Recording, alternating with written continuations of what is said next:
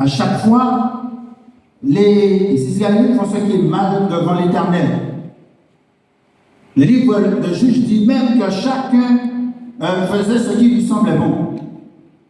Et à chaque fois, Dieu envoie un avertissement. Un chemin de croix, monter jusqu'au sommet d'une montagne qui peut nous sauver. Mais ce n'est pas notre argent, ce n'est pas nos prières les plus longues, ce ne sont pas les privations, même les plus pénibles, ce ne sont pas nos œuvres de charité, même les plus extraordinaires, qui peuvent me sauver parce que tout cela est de la boue devant Dieu. Le prophète Isaïe déclare, chapitre 64, verset 5, nous sommes tous semblables à des êtres impurs. Toute notre justice est comme quoi? Et comme des vêtements souillés. Écoutez bien, si vous voulez savoir si vous êtes amoureux maintenant. Alors, numéro 1, c'est lui. Lorsque je le vois, le special one. Numéro 2, elle est parfaite. Numéro 3, je ne dors plus. Je ne mange plus et mon cœur s'accélère quand je le vois. Numéro 4, ensemble, on peut renverser tous les obstacles. Je peux traverser le canal de la Dominique à la nage. Je peux monter la montagne pelée à Rodilon. Numéro 5, je ne pense qu'à lui. Numéro 6, je voudrais qu'on soit tout le temps ensemble. Numéro 7, je voudrais qu'on soit ensemble pour toujours. Numéro 8, je ferai n'importe quoi pour elle. Numéro 9, comment me trouve-t-il dans cette route? Numéro 10, est-ce qu'on ne pourrait pas nous laisser tout seul au monde? Numéro 11, ça n'a rien à voir avec le sexe. Mes sentiments sont plus profonds que cela. Numéro 12, mes sentiments sont presque incontrôlables. Donc, lorsque vous avez déjà fait toute cette liste-là, on sait que vous êtes mordu, vous êtes vraiment tombé amoureux. Mais les chercheurs disent aussi que le 13e signe indique autre chose. Parce que souvent, à un moment donné, la personne amoureuse dit l'étincelle a disparu.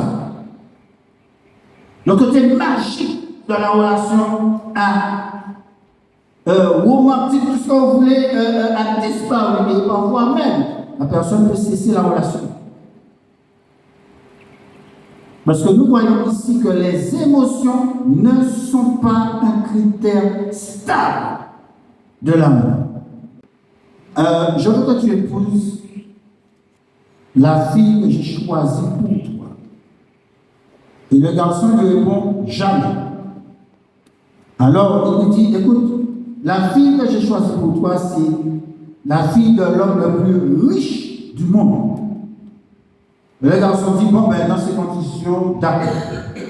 Alors le père va voir l'homme le plus riche du monde et il lui dit, je veux que votre fille puisse épouser mon fils.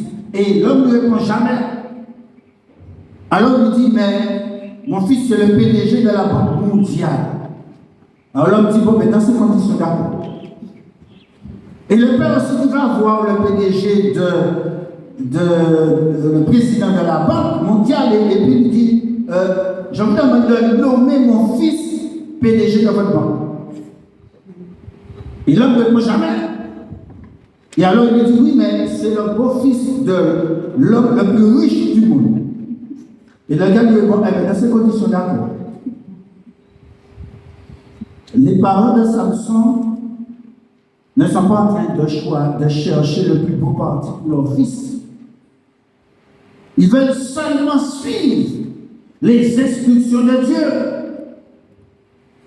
la volonté de Dieu dans sa parole. Lorsque je connais la vérité, je dois suivre la vérité, quel que soit ce que cela pourrait me coûter.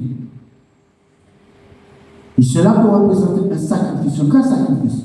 Mais j'aimerais dire aussi en même temps que Dieu récompense toujours celui qui lui est fidèle. C'est soit on est rempli du Saint-Esprit, ou soit le Saint-Esprit va nous quitter. Samson a fait cette expérience. Il a voulu faire un compromis avec le mal. Il a pensé qu'il pouvait jouer avec le mal. Il a pensé qu'il allait s'en sortir comme les autres fois. Il ne s'en est pas sorti. Heureusement qu'il a eu le temps de se repentir. Mais dans le temps qui vient, on risque de ne pas avoir cette opportunité.